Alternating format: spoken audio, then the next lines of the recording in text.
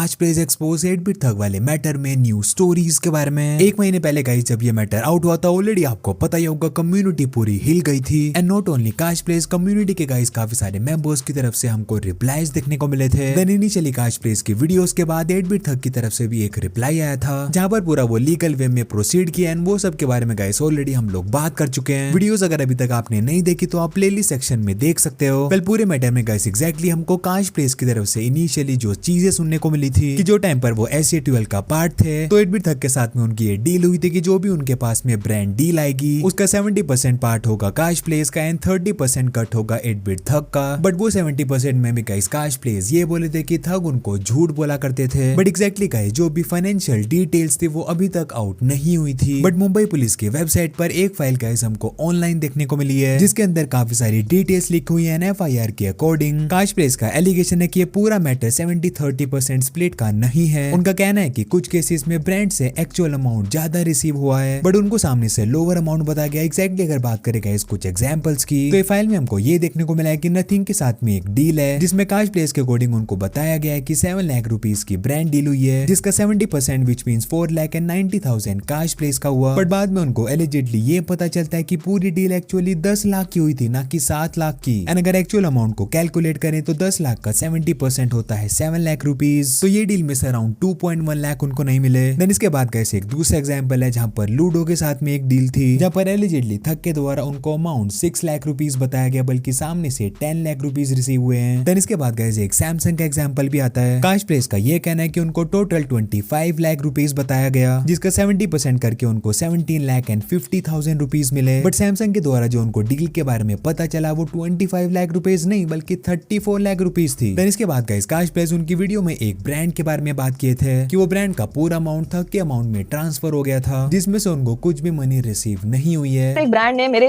Deal के पैसे उसको बाय मिस्टेक भेज दिए आफ्टर एसोसिएशन वाज ओवर। उस बात को 8-9 महीने हो गए हैं, स्टिल नॉट गिवन बैक। जब ब्रांड के थ्रू पूछा ही सेड कि मैंने उसे खर्च दिए हैं, spent it and you have to wait. तो लुक्स लाइक गाइस वो ब्रांड मॉन्स्टर एनर्जी हो सकता है क्योंकि फाइल में कुछ ऐसा ही मेंशन है कि मॉन्स्टर एनर्जी के साथ में एक 11 लाख रुपीस की डील हुई थी जिसका पूरा अमाउंट थग के अकाउंट में ट्रांसफर हो गया। तो ये FIR के according guys listed brand deals के थ्रू काश प्लेज को जितना टोटल अमाउंट रिसीव हुआ था वो अप्रोक्सीमेटली 4,37 लाख रुपीस है। एंड ओवरऑल एलिजिडली जो चीटिंग हुई है वो अप्रोक्सीमेटली 2 करोड़ रुपीस के है। एंड गाइस जो ये डिटेल्स के बारे में हम लोग बात करेंगे पूरे ये डॉक्यूमेंट में मेंशन है। एंड इसके अराउंड अगर कोई भी रिप्लाई आएगा तो नेक्स्ट वीडियोस में हम लोग बात कर लेंगे। उसके लिए चैनल को सब्सक्राइब जरूर कर लेना।